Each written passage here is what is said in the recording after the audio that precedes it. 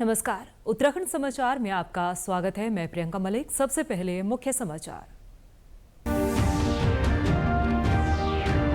प्रधानमंत्री नरेंद्र मोदी ने मन की बात कार्यक्रम में दिया स्वच्छता पर जोर। प्रधानमंत्री ने उत्तराखंड के कीर्ति नगर के कचरा प्रबंधन को सराहा।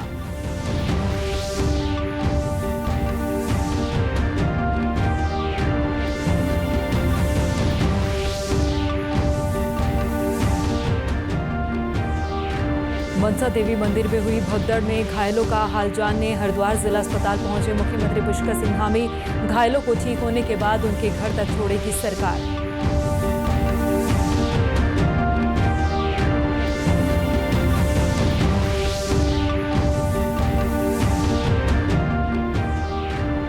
और प्रदेश में त्रिस्तरीय पंचायत चुनाव के दूसरे चरण का मतदान कल। पोलिंग पार्टियां रवाना। 31 जुलाई को होगी मतगणना। अब समाचार विस्तार से। प्रधानमंत्री नरेंद्र मोदी ने अपने मासिक रेडियो कार्यक्रम मन की बात कार्यक्रम के 124वें एपिसोड में आज एक बार फिर स्वच्छता पर जोर दिया है। उन्होंने कहा, स्वच्छ भारत मिशन जल्द ही अपने 11 साल पूरे करने जा रहा है, लेकिन इसकी ताकत और जरूरत आज भी उतनी ही बनी हुई है। प्रधानमंत्री ने कई स्थानों के उदाहरण देते हुए बताया कि उत्तराखंड के कीर्ति नगर के लोग पहाड़ों में कचरा प्रबंधन की नई मिसाल कायम कर रहे हैं और इसी तरह मंगलुरु में तकनीक की मदद से जैविक कचरा प्रबंधन किया जा रहा है। साथियों, स्वच्छता को लेकर हमारे शहर और कस्बे अपनी जरूरतों और माहौल के हिसाब से अलग अलग तरीकों से काम कर रहे हैं और इनका असर सिर्फ इन शहरों तक नहीं है, पूरा देश इन तरीकों को अपना रहा है। उत्तराखंड में कीर्ति नगर के लोग पहाड़ों में वेस्ट मैनेजमेंट की नई मिसाल कायम कर रहे हैं। ऐसे ही बेंगलुरु में टेक्नोलॉजी से ऑर्गेनिक वेस्ट मैनेजमेंट का काम हो रहा है।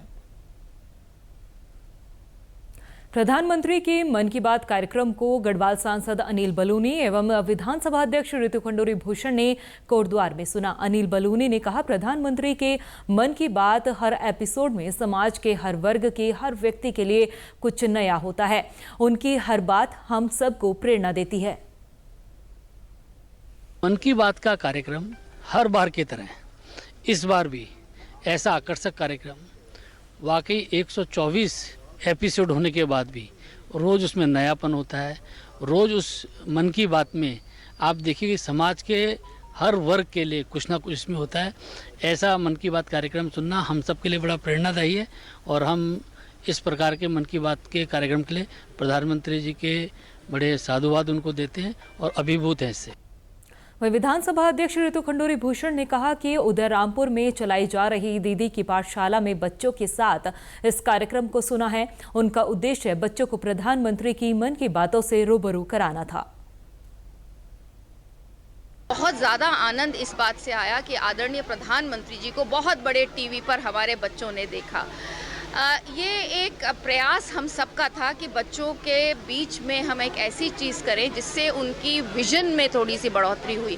और जिस तरह से आज आदरणीय प्रधानमंत्री जी ने अपने 124वें एपिसोड में कहा, 21वीं सदी साइंस की सदी भारत में होने जा रही है, जहां एक तरफ शुभांशु शुक्ला हमारे लौटे हैं अंतरिक्ष से, वहीं दूसरी ओर हमको देखने को मिल रहा है कि हम पूरी तरह से डिजिटल होने का प्रयास कर रहे हैं। तो आज बहुत ही सुंदर एपिसोड था जो बच्चों ने देखा। 12 मराठा किले हमारे यूनेस्को से अब विश्व की धरोहर हो गए हैं। तो ये बहुत ज़्यादा आज सुंदर कार्यक्रम यहाँ पे हुआ है। मुख्यमंत्री पुष्कर सिंह धामी ने आज मनसा देवी हादसे में घायल लोगों का हालचाल जाना। मुख्यमंत्री घायलों से मिलने के लिए हरिद्वार के जिला अस्पताल में पहुंचे और उन्होंने अस्पताल में भर्ती घायलों का हाल पूछा। इस मौके पर मुख्यमंत्री ने कहा कि मृतकों की संख्या 6 है और मामले की मजिस्ट्रेट से जांच कराई जा रही है। इस समय हरिद्वार के जिला अस्पताल में 10 घायल भर्ती हैं। 14 घायलों को ऋषिकेश एम्स में भेजा गया है, जबकि 12 घायलों को इलाज के बाद छुट्टी दे दी गई। मनसा देवी मंदिर हादसे में 36 लोग घायल हुए हैं।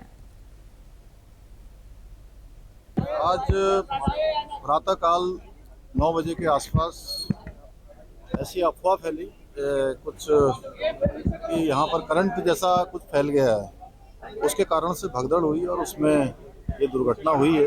बहुत दुखद दुर्घटना है और इसके हमने मजिस्ट्रियल जांच के आदेश कर दिए हैं और घायलों को सभी को उस यहाँ जिला अस्पताल में और अन्य अस्पतालों में और इसके साथ ही ऋषिकेश एम्स से रेफर कर दिया गया है।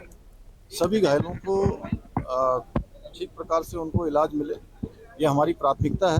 सभी अधिकारीगण, सभी लोग रेस्क्यू के काम में लगे हुए हैं, सभी बचाव के काम पूरी तरह से यहाँ पर हो रहा है। हमारा प्रयास है कि जो घायल हैं जल्दी से जल्दी सभी स्वस्थ हों, उनको अच्छा उपचार मिले और उनको उनके घरों तक छोड़ा जाए। और इसके लिए एक टोल फ्री नंबर भी यहाँ पर जारी कर दिया गया है और सभी से संपर्क किया जा रहा है, उनके परिवार वालों से। और जो परिवार वाले कहीं इधर उधर भी हैं उनको सबको एक स्थान पर करके यहाँ से प्रशासन हमारा यहाँ से घर तक उनको भेजेगा। और जो घटना हुई है उसके पहले ही मजिस्ट्रियल जांच के आदेश कर दिए गए हैं। जो आर्थिक सहायता है वो भी जो है यहाँ से हमने पहले ही जारी कर दी है। वहीं कैबिनेट मंत्री गणेश जोशी ने आज हरिद्वार स्थित मनसा देवी मंदिर में भगदड़ की घटना में घायलों का हालचाल जाना और शोक संतप्त परिजनों के प्रति गहरी संवेदना व्यक्त की। मंत्री गणेश जोशी ने घटनास्थल व अस्पताल में पहुंचकर घायलों के शीघ्र स्वास्थ्य लाभ की कामना की और उन्हें हर संभव मदद का आश्वासन दिया।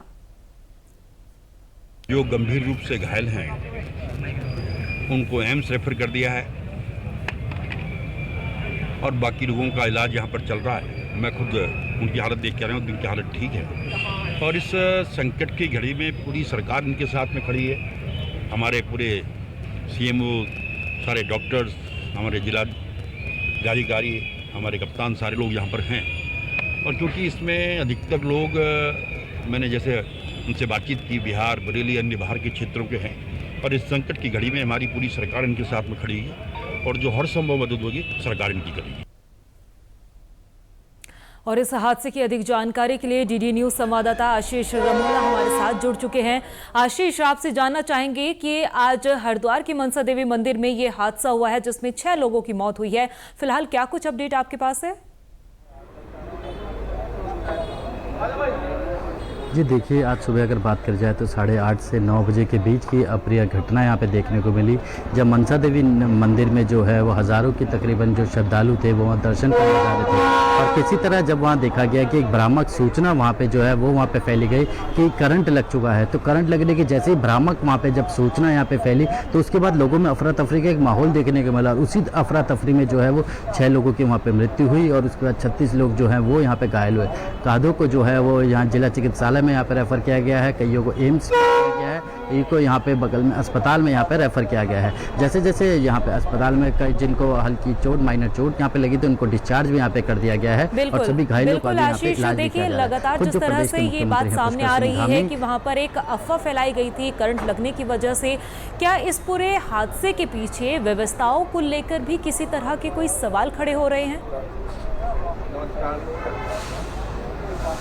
जी बिल्कुल, ये यही जानने की कोशिश यहाँ पे करी जा रही थी कि जिस तरीके से भ्रामक ये सूचना यहाँ पे जब फैलाई गई तो किस तरीके से सूचना यहाँ पे किसी सज्जन ने यहाँ पे फैलाई या किसी शॉप, किस तरीके से ये फैलाई गई ये अभी तक वहाँ पे ये जांच का विषय है। खुद मुख्यमंत्री ने भी कहा है और जो वहाँ के जो राहगीर थे और जो वहाँ के स्थानीय जो लोग हैं, जो शॉपकीपर थे, उन्होंने भी वहाँ पे कहा एक भ्रामक सूचना यहाँ पे फैलाई गई करंट लगने की, उसकी वजह से अफरा तफरी का माहौल वहाँ पे देखने को मिला। अब खुद जो प्रदेश के मुख्यमंत्री है उन्होंने भी यहाँ पे साफ तौर पर कहा है कि मजिस्ट्रियल जाँच के यहाँ पे आदेश भी दिए गए हैं, किस तरीके जो पूरा यहाँ पे जो भ्रामक सूचना यहाँ पे फैलाई गई उसको लेकर यहाँ पे एक जांच भी कराई जाएगी। चलिए आशीष, तमाम जानकारी देने के लिए बेहद शुक्रिया। आगे भी आपसे अपडेट लेते रहेंगे। अगली खबर का रुख कर लेते हैं।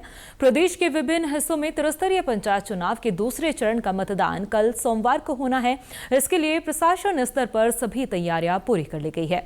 पहले चरण का मतदान 24 जुलाई को संपन्न हो चुका है। दूसरे चरण के मतदान के लिए चमोली जिले में आज 5 विकास खंड मुख्यालयों से 237 पोलिंग पार्टियां रवाना हुई।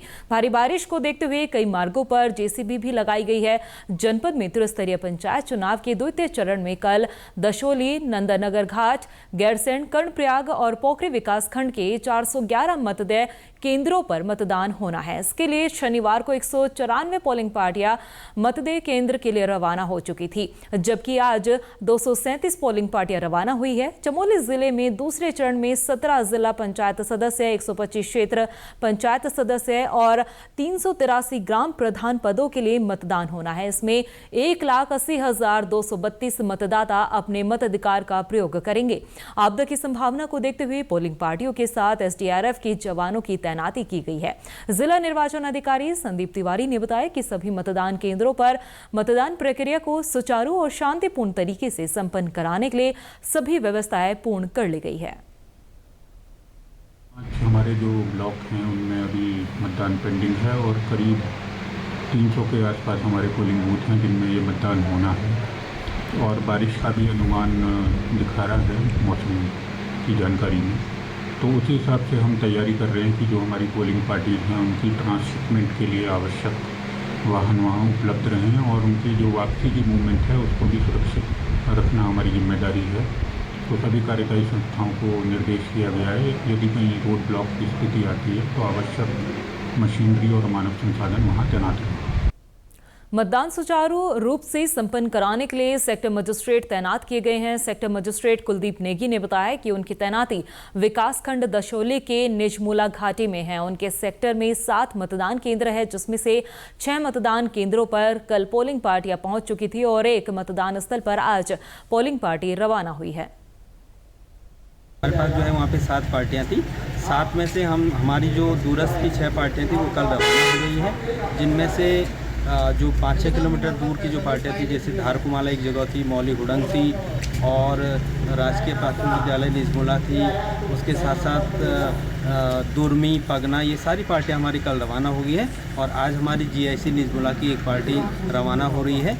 और मौसम इस बार काफ़ी अभी पोलिंग का हमारा साथ दे रहा है और बाकी सरकार की तरफ से तमाम व्यवस्थाएं हैं, अच्छी हो रही है। सड़क जहां पे बंद हो रही है उनको जल्दी से खोला जा रहा है, तो अच्छे से काम चल रहा है।